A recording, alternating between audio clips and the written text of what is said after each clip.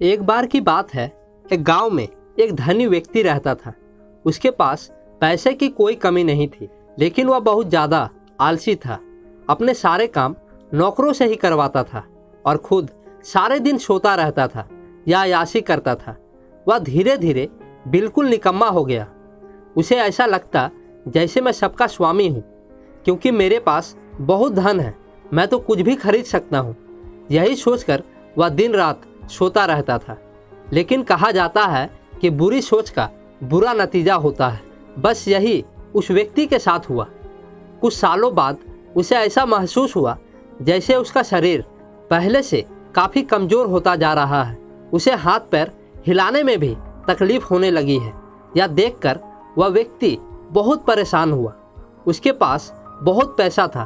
उसने शहर से बड़े बड़े डॉक्टर को बुलाया और खूब पैसा खर्च किया, लेकिन उसका शरीर ठीक नहीं हो पाया। वह बहुत दुखी रहने लगा। एक बार उस गांव से एक साधु गुजर रहे थे। तब उन्होंने उस व्यक्ति के बीमारी के बारे में सुना, तो उन्होंने सेठ के नौकर से कहा कि वह उसकी बीमारी का इलाज कर सकते हैं। यह सुनकर नौकर सेठ के पास गया और साधु के बारे में सब कुछ बताया। अब सेठ ने तुरंत साधु को अपने यहाँ बुलवाया, लेकिन साधु ने कहा वह सेठ के पास नहीं आएंगे।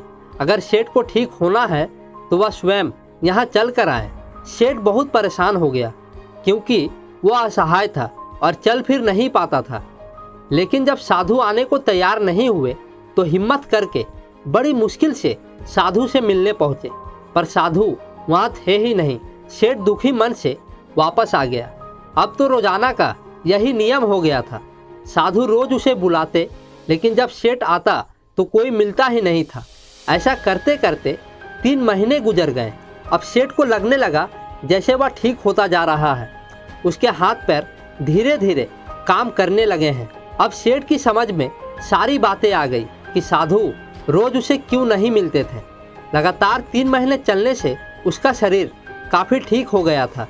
तब साधु ने सेठ को बताया कि बेटा, जीवन में कितना भी धन कमा लो, लेकिन स्वस्थ शरीर से बड़ा कोई धन नहीं होता। दोस्तों, यही बात हमारे दैनिक जीवन पर भी लागू होती है। पैसा कितना भी कमा लो, लेकिन स्वस्थ शरीर से बढ़कर कोई पूंजी नहीं होती।